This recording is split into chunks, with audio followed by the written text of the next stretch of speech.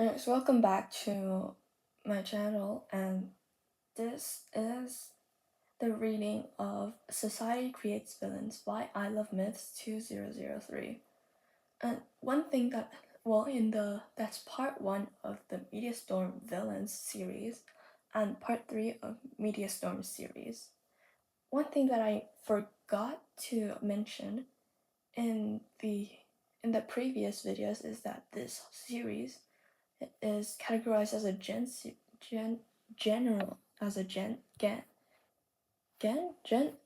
series, and the previous ones, like Smile for the Camera, had no archives warning applied, and no archives warning applied.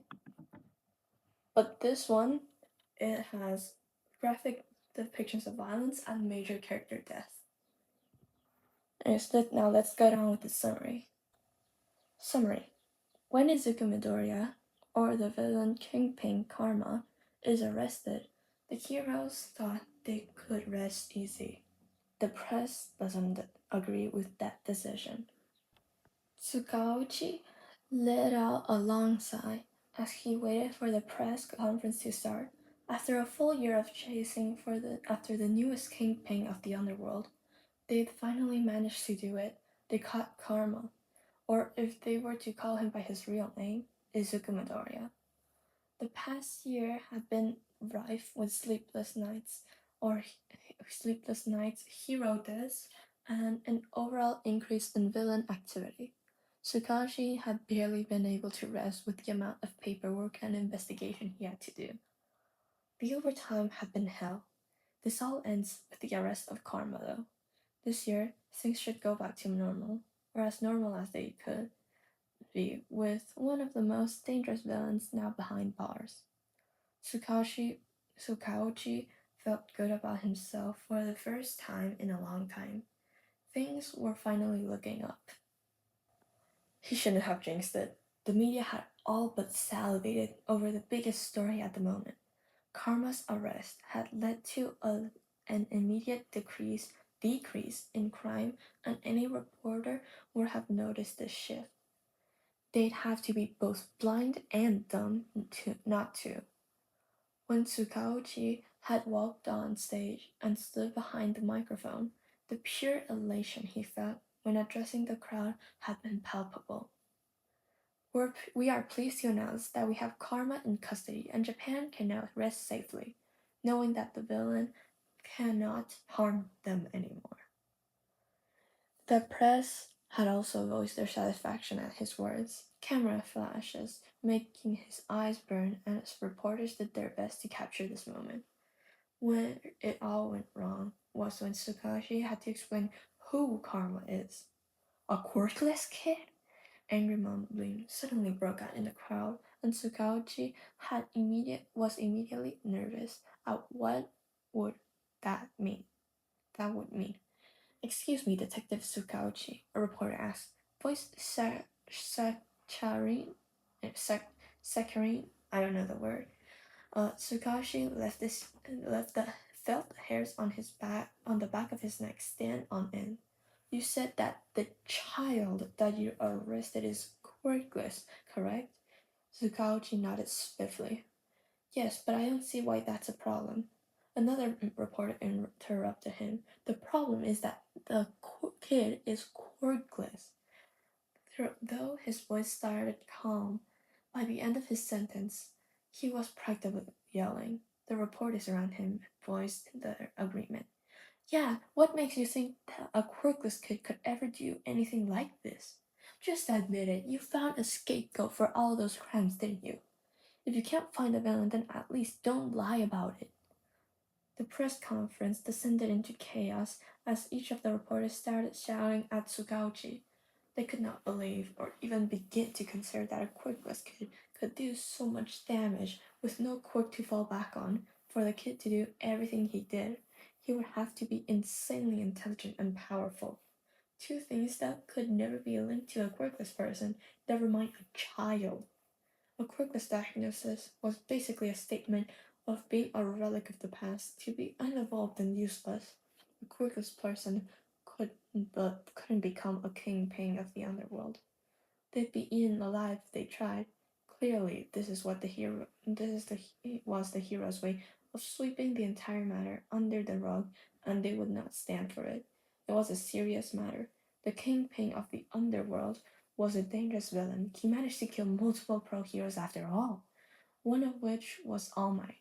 Yeah, there's no way that the quirkless brat did that. It was impossible.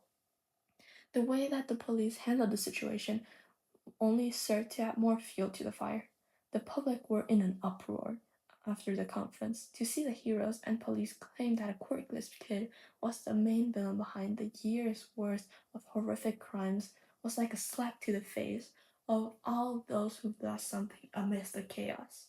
It was like some big joke, a lie meant to placate the public as the heroes stopped working on the case. It was unacceptable. For weeks after the conference, the media investigated the boy that the heroes and police had claimed was Karma, and they discovered a few facts that made them furious.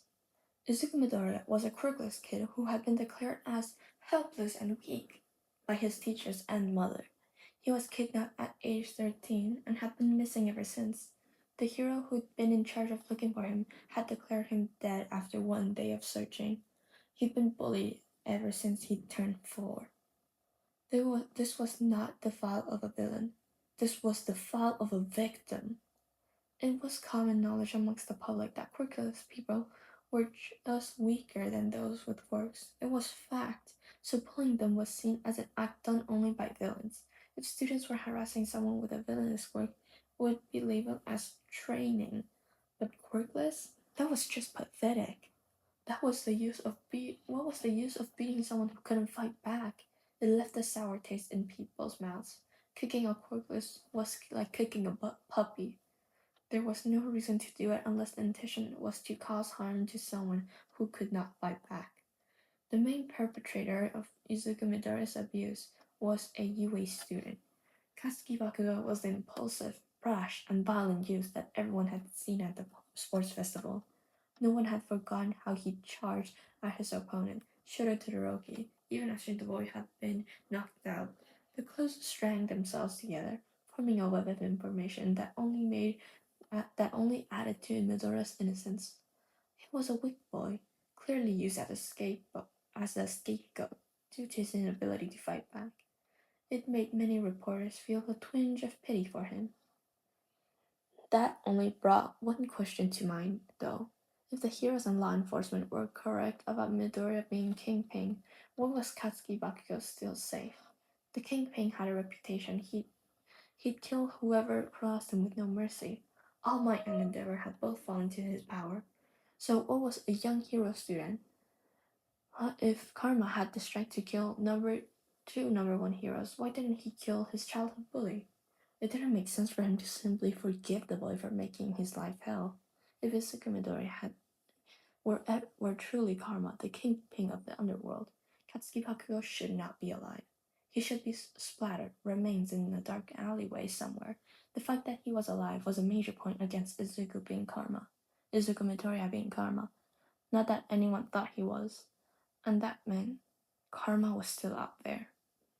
From that day on, multiple newspapers published articles on how the government and hero system had failed at capturing the true Karma.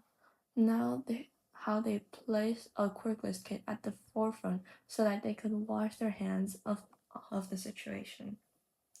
The articles made an impact. A week after the first article was published, more stories came out from Midoriya's ex-classmates about Katsuki Bakugo's bullying and how they had agreed that Izuku Midoriya was too weak to be kingpin. A week after that, civilians took to the streets to protest his incarceration. They held signs protesting the government wasting taxpayer money on imprisoning an innocent kid for their reputation.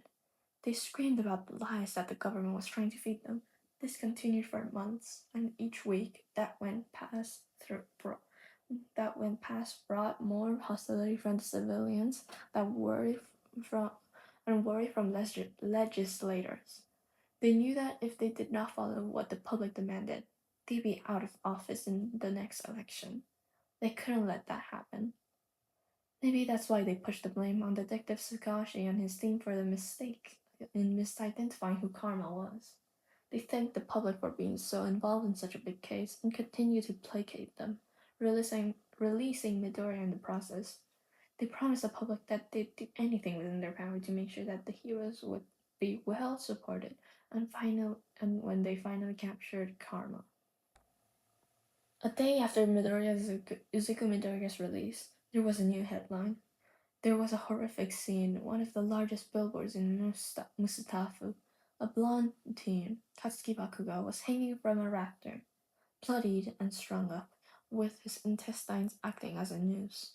His face was frozen in fear and agony as his eyes dripped blood down his cheeks, looking as if he were crying. The billboard behind him was filled with photos. A younger Katsuki smiled as he used his explosion to harm others, no empathy on his face, as other students lay on the ground crying. The most shocking feature of this mural didn't come as a photo, though. Big, bold letters were written in blood, probably Bakugo's over the photos. "I'm back," it declares, and the civilians feel a sense of dread chill them from the inside. They'd just released a madman. Meanwhile, in his new headquarters, Izuku Midoriya was giggling madly to himself as he watched the news stream his latest work.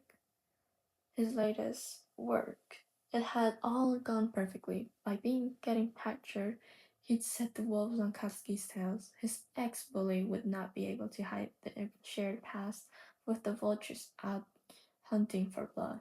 Going to Tartarus was inconsequential.